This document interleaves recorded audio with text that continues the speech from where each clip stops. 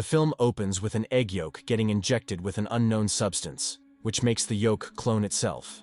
The scenes then spin to a new star tile getting installed in Hollywood's Walk of Fame.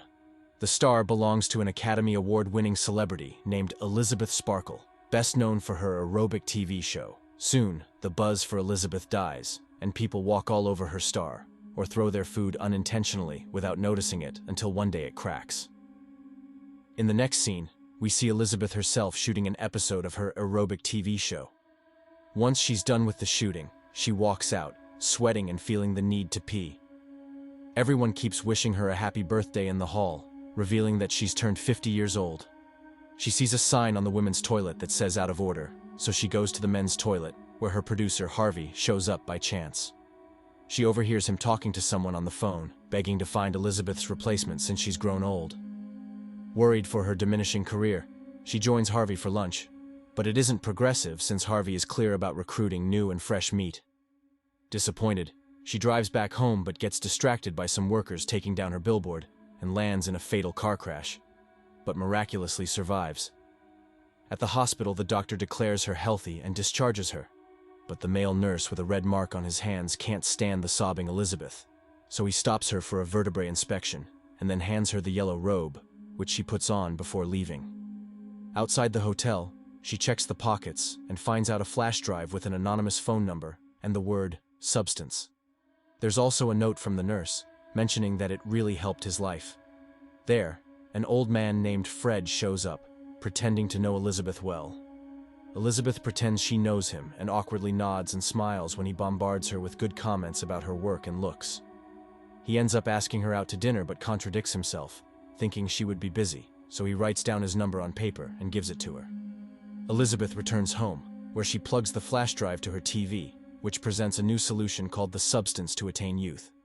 It describes that one single injection unlocks one's DNA, starting a new cellular division that will release another version of your cell, meaning it will clone itself, but a better and younger version. However, the catch is that you will become two versions of yourself. Each version will last for a week, so in order to stabilize both versions, they must take the substance once a week, which they will extract from their previous version's bone marrow. At first, Elizabeth finds it stupid and throws the drive in the trash, but when she despises a youthful couple next to her in a bar, she gags in the bathroom and returns home, where she looks at her gleaming picture from her youth that prompts her to contact the number engraved on it. The ones answering the number give Elizabeth an address and hang up. The next day, Elizabeth reads the newspaper and finds out the producer has already advertised the audition opening for a new recruit for his aerobic show. Along with the newspaper, she finds an envelope from the substance people. Upon opening the envelope, she finds a number card, which she takes to the mentioned address. There, she comes across a white locker room, where she matches her given number with the locker and opens it, in which she finds her personalized box. She brings the box home, which is an entire kit. It has a syringe and a single-dose substance.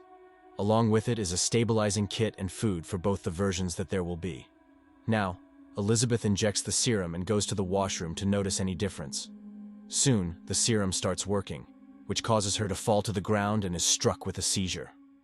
A never-before-seen event takes place when Elizabeth's pupils split into two, and a new version of her rips open her back skin and crawls out of her.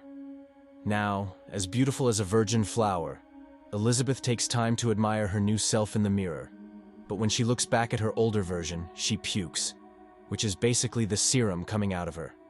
She uses the equipment that came along to stitch the old version's scar and injects a food drip for that version to keep living. She then sews the old version's back with thread and stitches it. The next day, after showering, Elizabeth hears ear-penetrating noises, and her nose starts to bleed. She immediately takes out the stabilizing kit and uses the syringe to extract her older version's bone marrow, which she injects into her new self and becomes normal. Now, she shows up at the auditions with a new identity, calling herself Sue. Her plump and tight skin makes the judges too stunned to speak. Harvey also gets enchanted by her looks and hires her, even after she lies about going away for a week after every week to attend to her sick mother. She returns home and proudly watches her new billboard from the glass wall. She spends the week working and feeding off of her older version. Soon, the week ends, and the time for the old Elizabeth to revive and the new Elizabeth to rest arrives.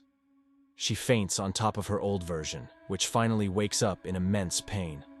She injects the food drip in her new version and gets ready to visit her workplace to collect her items, where Harvey bids her farewell in a bittersweet manner.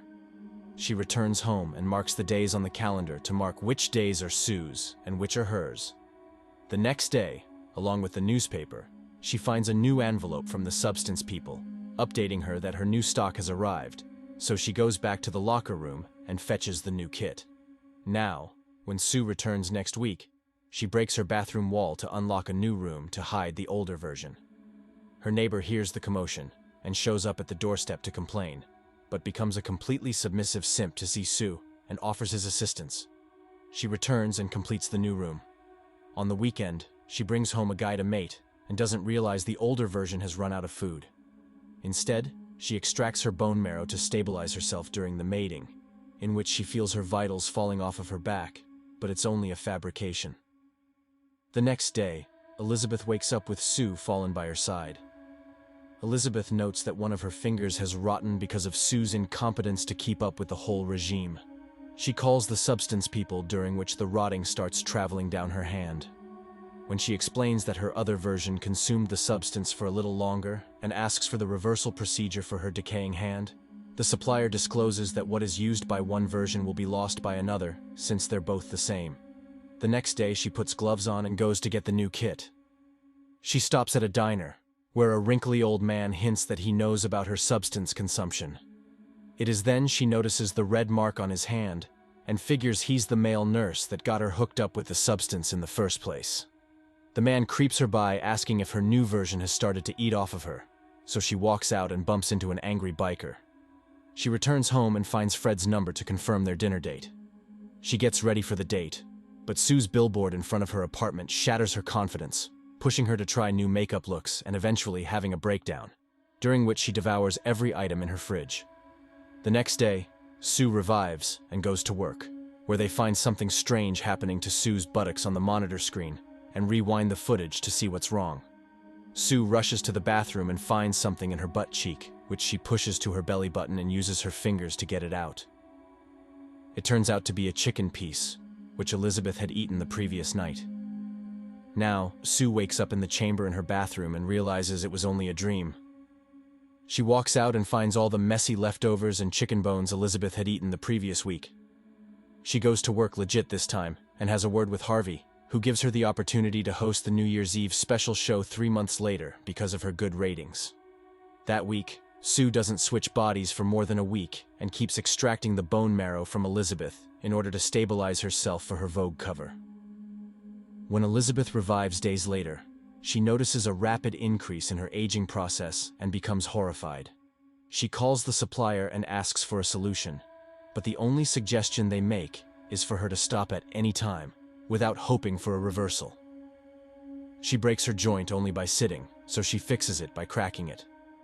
She takes direction from a cookbook to make meaty dishes while watching Sue's road to success on TV with hatred. She ends up pasting newspapers to her glass wall to prevent Sue's billboard from getting seen. When Sue wakes up the next week, she finds the house disgusted and becomes agitated. As revenge, she extracts 3 months' worth of bone marrow at once in order to keep going. The part from where Sue extracts the bone marrow becomes infected and gets filled with pus. A day before the New Year hosting event, Sue invites a friend of hers. Her symptoms start to show up, so she goes to extract the bone marrow from Elizabeth, but she has sucked her dry and there is no marrow left. She calls the supplier to detail the following issue, but he candidly tells her she has to wait until the new bone marrow is naturally prepared, and until then she must switch her bodies. She becomes close to dying, so she crawls her way back to Elizabeth and switches bodies. Now, Elizabeth watches herself in the mirror in despair now that Sue's abuse has turned her into a bald hag with flaccid and lumpy skin. She scares the friend away from inside the bathroom and calls the suppliers to put an end to this misery. She covers herself up by all means and goes out to get the termination serum. She drags Sue into the living room, and before injecting the serum to terminate her, she recalls the fact that she will never be able to reverse the damage that has been done to her current body. Yet she continues to inject Sue. Midway through the injection, Elizabeth changes her mind and tries waking Sue up. When that doesn't work, she pokes the needle in her heart, which revives Sue. When she finds out what Elizabeth was planning on doing, she beats her to pulp and gets ready to show up at the New Year's hosting. There, her health hits a downward spiral, and she starts to shed teeth in the bathroom. She remembers that there's some leftover activation serum left at her house, so she runs back home. In the elevator, her nails and an ear come off, which she dreads. As an act of sheer desperation, she injects the substance that was for a single use only, and ends up creating a deformed hybrid version of her and Elizabeth, which comes crawling out of her.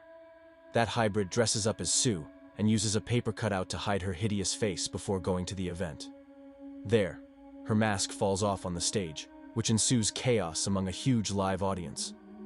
After getting hatefully pushed around and being called a monster, she is struck with a bat, which decapitates her. But a new head grows with multiple faces. The film ends as she continues to splatter blood all over the audience. Thank you for being a part of our video. If these tales of mystery and intrigue sent shivers down your spine, make sure to hit that like button and subscribe to the channel for more bone-chilling narratives. Stay tuned. And until next time, stay captivated.